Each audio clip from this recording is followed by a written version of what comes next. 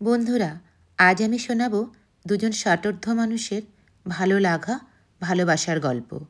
কলমে সরজিৎ ঘোষ, কণ্ঠে সঞ্চারী রায় আর মিউজিকে শুভ্রা পাল। যদি আমার গল্পটি ভালো লেগে থাকে তাহলে অবশ্যই বন্ধু বান্ধব আত্মীয় স্বজনের মধ্যে শেয়ার করবেন আর আমার চ্যানেলটাকে সাবস্ক্রাইব করবেন। একটা কমেন্ট আর একটা লাইক করে জানাবেন কেমন লাগলো আমার গল্পটি।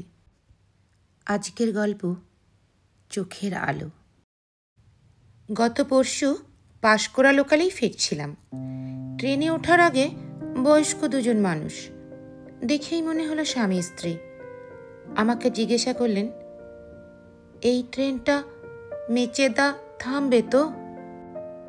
আমি হ্যাঁ বলতেই বয়স্ক মহিলাই আমাকে জিজ্ঞাসা করে বসলেন, তুমিও মেচেদা যাবে?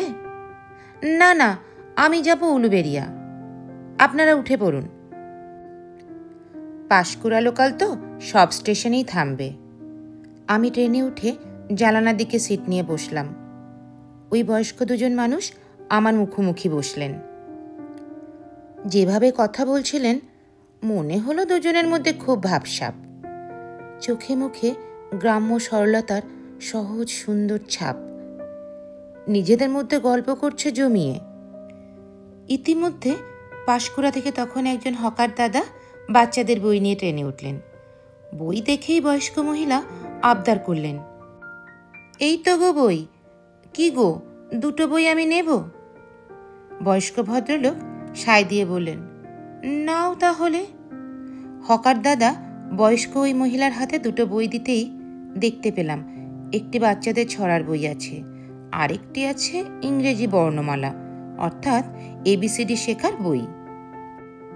দুটো বই হাতে নিয়ে বেশ খানিকক্ষণ উল্টোপাল্টে দেখে তারপর নাকের কাছে ধরে নতুন বইয়ের গন্ধ নিয়ে বয়স্ক ভদ্রলোককে বললেন, এই দুটোই নেব নাকি আরও একটা নেব? বয়স্ক ভদ্রলোক বললেন, আরে ইংরেজি বই নাও। ইংরেজি বই বলতেই বয়স্ক মহিলা তখন হকার দাদাকে বললেন, একটা ইংরেজি বই দেখি। হকার দাদা জিজ্ঞাসা করলেন, ইংরেজি বই মানে? ABCD বই তো? ওই তো তোমার হাতেই আছে। ও, এটা ইংরেজি বই? তাহলে এটাই থাক।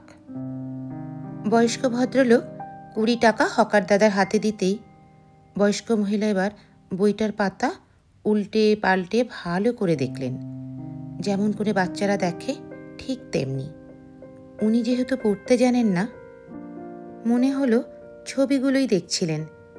বইটা কেনার পর থেকেই বয়স্ক মহিলার মধ্যে একটা অন্যরকম আনন্দ হচ্ছিল। জিজ্ঞাসা করেই ফেললাম, কার জন্য বইটা কিনলেন?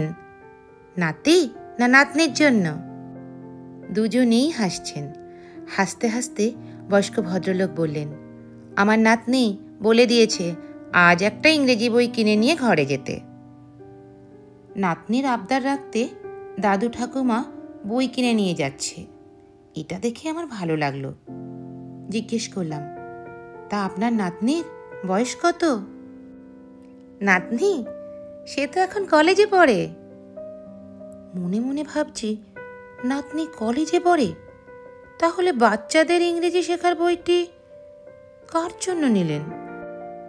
আমার ভাবনার অবসান ঘটালেন বয়স্ক মানুষটি। বললেন, আমার 68, ওর 65, দুজনেই লেখাপড়া জানি না। আমার নাতনি বলেছে আমাদের লেখাপড়া শেখাবে। এই বয়সে আমার দ্বারা তো হবে না। আমার গিন্নির শখ, ও পড়ালেখা শিখবে, ইংরেজি শিখবে, সেই কারণেই তো বইটা নিলাম। স্বামীর মুখ থেকে এমন কথাগুলো শুনে লজ্জায় রাঙ্গা হয়ে উঠেছিলেন বয়স্ক মহিলা। বললাম, আরে দারুণ ব্যাপার তো, শেখার আবার বয়স আছে নাকি?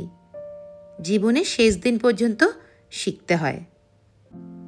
সবে তো আপনার 65। আমার এমন কথা শুনে দুজনেই বেশ খুশি হলেন। বয়স্ক ভদ্রলোক বললেন, শিখতে লজ্জার কি আছে? আমি চাই ও শিখুক, ও পড়তে শিখলেই আমার পড়া। কি সুন্দর দুটি মানুষ, একজনের খুশিতেই অন্যজন খুশি। এই বয়সে এসেও এদের ভালোবাসার ঘাটতি নেই। আবদার মেটানো, শখ পূরণ করে দেওয়া, এগুলোই তো ভালোবাসার অঙ্গ। কাউকে ভালো রাখতে গেলে অনেক অনেক টাকা লাগে না, লাগে ভালোবাসা। এই জন্যই তো জীবন সুন্দর, তার থেকেও বেশি সুন্দর এই ভালোবাসাগুলো, একদম নিখাত।